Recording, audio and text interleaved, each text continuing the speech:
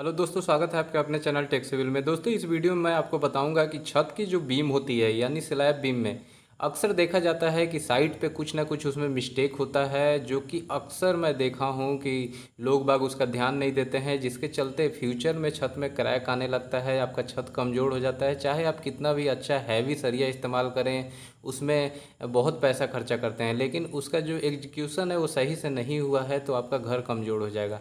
तो वीडियो में मैं आपको ऐसे ही 5 से 6 मिस्टेक बताऊंगा। सबसे पहले यहाँ आप देख रहे हैं कि ये जो अक्सर जो लोग यहाँ बीम में जो गलतियाँ करते हैं वो रिंग में करते हैं। अब रिंग में यहाँ आपको दिखा रहा हूँ, देखिए यहाँ पे तो ये बिल्कुल सही काम हुआ है। यहाँ जो रिंग का हुक दिखा रहा हूँ ये देखिए 135 डिग्री पे मुड़ा हुआ है, लेकिन बहुत जगह मैं देखता हूँ सीधा सीधा लोग रिंग दे देते हैं 90 डिग्री पे।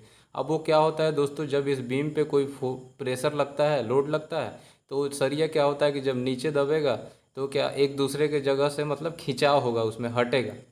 तो क्या होगा कि अगर रिंग आप 90 डिग्री पे दिए रहेंगे तो वहाँ से वो खुल सकता है। तो इसलिए आप रिंग को एकदम 135 डिग्री पे जैसे यहाँ दिखाया गया है मोड़ देंगे तो फिर वो अपने जगह से खुलेगा नहीं। तो इसीलिए कभी भी आपको जो बीम में रिंग होता है उसका हुक जो है आपको 135 डिग्री पे मोड़ के देखना देना चाहिए, और एक रिंग से दूसरे रिंग के बीच की दूरी आपको ज़्यादा से ज़्यादा छेंज की रखनी चाहिए। अब दूसरी देखिए यहाँ पे लोग बाग करते क्या है मिस्टेक, वो चीज़ मैं बता रहा हूँ। यहाँ आपको दिख रहा है ये एक बीच में आपको सरिया दिखाई दे रहा है, इस साइड भी और दूसरे साइड भी।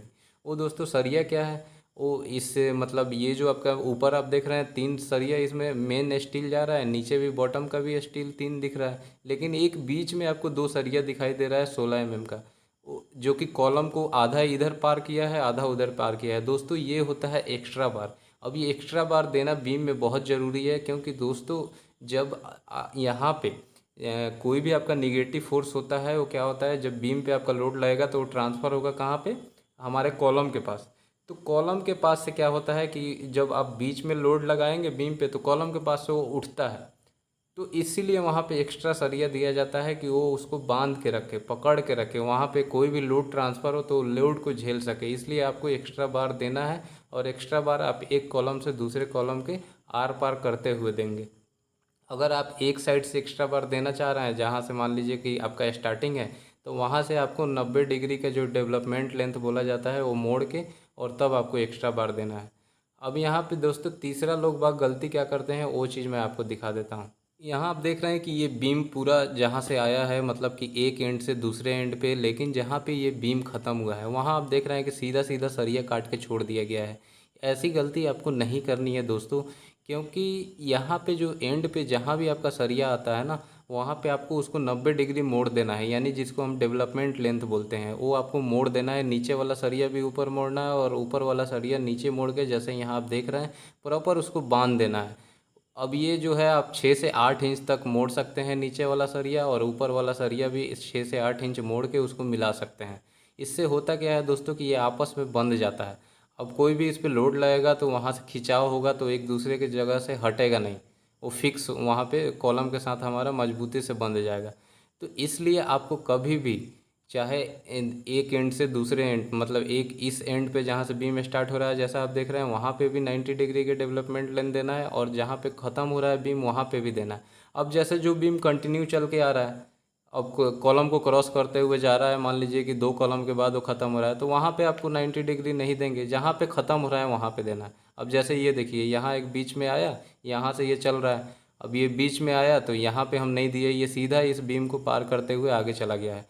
अब वहीं सामने वाला जो बीम मैं आपको दिखा रहा था वो यहाँ पे आके ख़त्म हुआ है, तो उसका हमने यहाँ पे 90 डिग्री पे मोड़ दिया है।